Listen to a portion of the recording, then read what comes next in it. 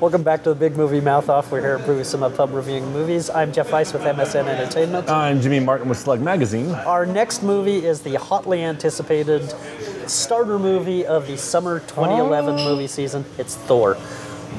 Loosely based on Norse mythology, more closely based on the Marvel Comics character, the impudent Norse god of thunder who has been sent to Earth stripped of his powers by his father Odin. Chris Hemsworth, who you might remember as Captain Kirk's dad in Star Trek, is our protagonist. And Anthony Hopkins plays his father, who sends that little boy down to Earth with no powers.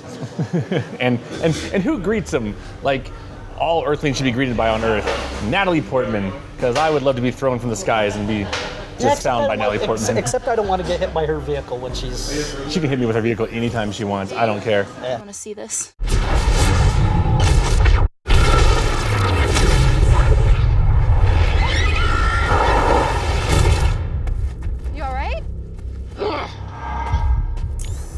Dare threaten me, Thor, with so puny a weapon? What? He was freaking me out. Where did he come from? Name? He said it was Thor?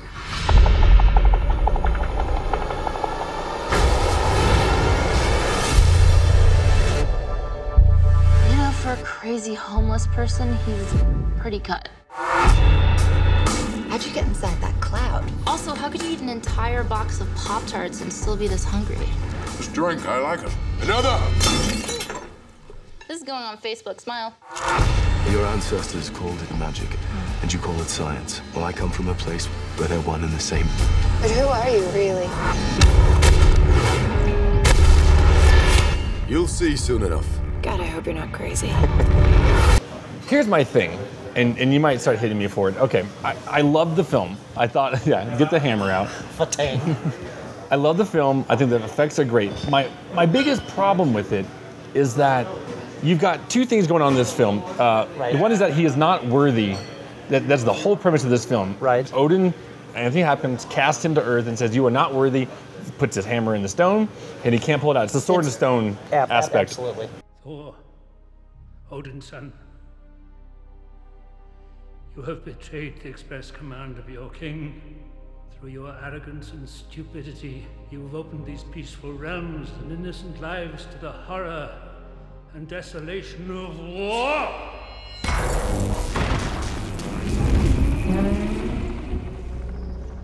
You are unworthy of these realms. You're unworthy of your title. You're unworthy.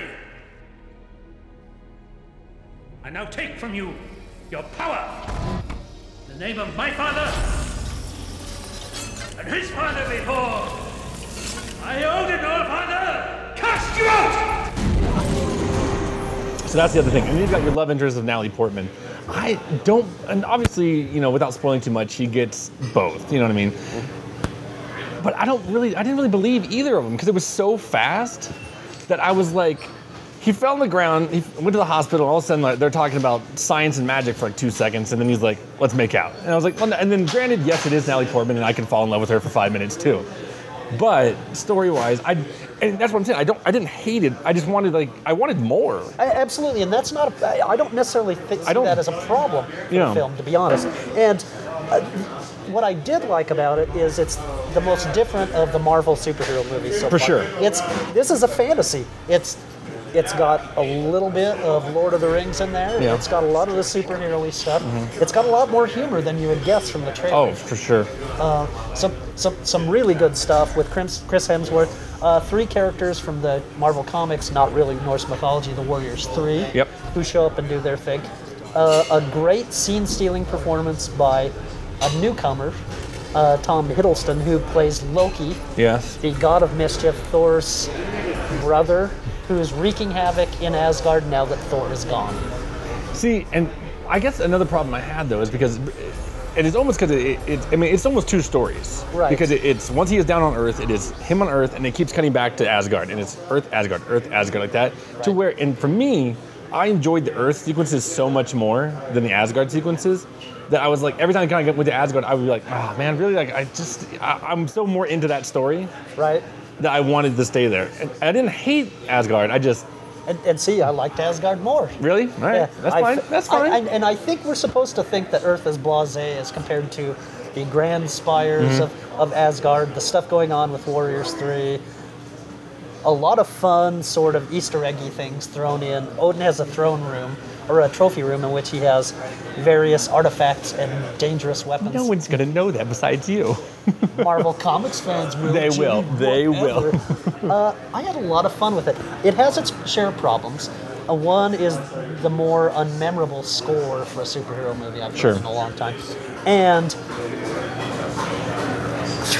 3D. See, I saw it in 2D. The 3D is so unnecessary, and it's converted 3D, and because it's converted, the colors have been toned down, which renders the sequences with the frost giants more dark than they should look. Yeah. But it's got a lot of fun stuff. I really liked it. I really liked Chris Hemsworth and Tom Hiddleston. I think it's a good lead-in to the summer movie and to more Marvel movies. I actually give it 3.5 stars. Yeah, see, I enjoyed it. And when you say, it's funny that you mentioned the 3D aspect of it, because I actually saw a 2D screening. You're lucky. Yeah, but it's the first time I've ever watched a 2D screening when it was available in 3D, because 9 times out of 10 they give us the 3D. Right. And I noticed like about 4 or 5 shots that were totally like meant for the 3D, like the hammer kind of coming at you, and I'm like, that's totally a 3D shot. That's like, and in 2D it's kind of lame. But my biggest, I loved Chris Hemsworth in it. I really did. But for me, and if it's comparing to like, a superhero, I think it's a great setup for the character Thor. Right. And I loved it because in the credits it said Thor will return in the Avengers like that, which is fantastic. But for Thor to return in the Avengers, that's fine. But he's only going to be a side character, because I didn't really get that powerful lead male role of a superhero from Chris Hemsworth. Right. I enjoyed him. Don't get me wrong, but when you've got, coming up, and this is like kind of getting on the whole rampant of Robert Downey Jr. and even Chris Evans, I think, we haven't seen him yet, but I think they're going to outshine him in a heartbeat. I guess we'll see. We'll see, but I enjoyed it. I gave it 3 stars, and so I look forward to it, I look forward to what Marvel's such, they've created this little world, and I will come in with the smiles every time. So absolutely, they haven't disappointed me yet. Yeah. Recapping this week's movies, we were sorely disappointed in something so sad right there. Well, even talking about it again makes me a little bit angry. I gave it a star. Jimmy gave it a star. Star and a half, just for John Krasinski. That's it. Then we also reviewed the Australian horror comedy Rubber, which Jimmy talked me into a 2-star review. And then, of course, Thor. 3.5. Yeah. So go check out Thor. Like Vice said, it's a perfect opening to the summer season. If this is the beginning, I cannot wait till the end.